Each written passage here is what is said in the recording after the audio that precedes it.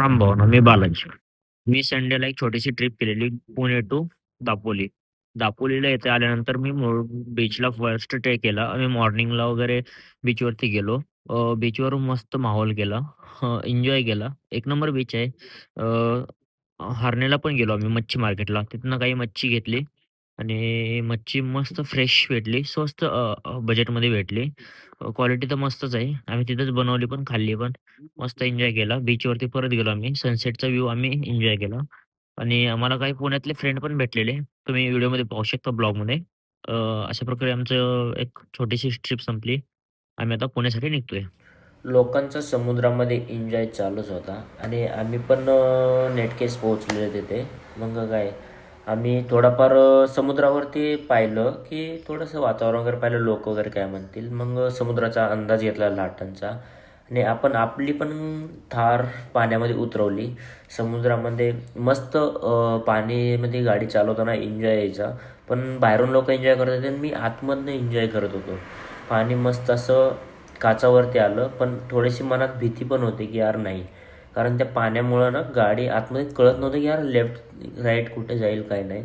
पाणी ओढतं, टायरांना खेचलं जातं. त्यामुळे मी गाडी चुपचाप बाहेर काढली आणि समुद्राच्या काठावरती थोडंसं ड्रिफ्टी मारायचा ट्राय केला. पण ॲक्च्युली त्याचा विषय असा असतो की ड्रिफ्टी बसत नाही आहे बीचवरती. तिथं जी रेती जी असते ना, ते चिकट अशी वडून धरलेली असते. त्यानंतर आम्ही जो पक्ष्यांचा थवा होता तो पाहिला की पक्षी मस्त उडत होते. त्याचं आम्ही छोटासा शूट करून मी थोडंसं केलं. म्हणजे इथनं निघतोय आता. थोडाफार एन्जॉय केला तर मजा आली. दापोलीत या एन्जॉय करा, मस्त आहे. माहोल तर एक नंबरच आहे.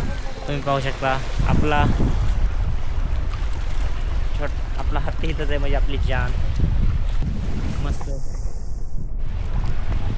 लाईफमध्ये भावांनो एवढं करा की जे तुम्हाला वाटतंय तिथं जा, फिरा, एन्जॉय करा.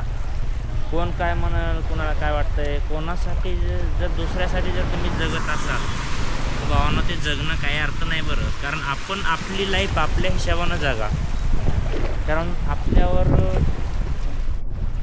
एक हद्द गेली असते सगळ्यांनी, फॅमिली म्हणा, रिलेटिव्ह म्हणा किंवा बाहेरचे वगैरे, ते आपल्याला तेवढं हे करत होतं. पण नाही, आपल्याला ना थोडंफार त्याच्या बाहेर निघल्याशिवाय कळणार नाही की काय चाललं आहे काय नाही. नक्कीच तुम्ही बाहेर पडा, घराच्या बाहेर भरपूर खूप छान आहे.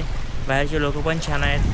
तुम्हाला थोडासा अनुभव भेटेल आणि लाईफ टाईम आठवणी पण राहतील. सकाळी आम्ही ज्यावेळेस आलो त्यावेळेस पाण्याची लेवल फार बाहेर होते, पण आता पाण्याची लेवल नाही म्हणा तरी 100 मीटर ते 150 मीटर आतमध्ये गेलेली आहे. तुम्ही पाहू शकता की भरपूर लांब पाणी गेले आता. मी आलोय आता ठाणे बीचला, जिथे की मच्छी मार्केट आहे. दापोली येथे आहे. इथलचा व्ह्यू पहा तुम्ही. भाई एक नंबर आहे. मस्त आहे. कौलांची घर, बोट वगैरे मस्त आहे. मध्ये आल्यानंतर आपल्याला भरपूर मच्छी मार्केट आहे, जे की पाहू शकता. आतमधला व्ह्यू आहे, मला दाखवतो.